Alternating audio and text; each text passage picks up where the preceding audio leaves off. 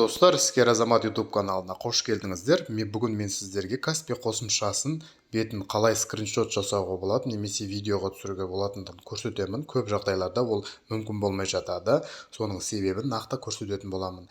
Ең алдымен Каспи қосымшасына кіреміз. Каспи қосымшасына кіргеннен кейін осындай бізде негізгі бөлім ашылады, негізгі бет ашылады. Осы бетте мынау сервисы деген жерге кіреміз. Осы жерде вход регистрация дегеннің үстінен басып, өзіміздің Каспи приложениемізге кіреміз. Каспи приложениесіне кіргеннен кейін жоғары жақта сіздің есіміңіз және настройка деген жазу тұрады. Осы жерде міне блокировки и скриншотов деген мен қазір алып тастадым.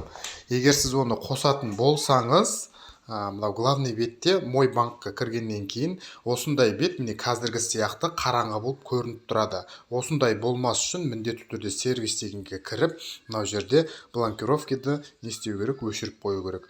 Сонда сіздің Каспиіңіздің шотыңызды скриншот жасай аласыз. Міне осы жерден осылай скриншот жасап кез келген адамға жіберсеңіздер де болады. Видео ұнаса лайк басыңыз, назарларыңызға рахмет. Келесі видеода жолыққанша сау болыңыздар.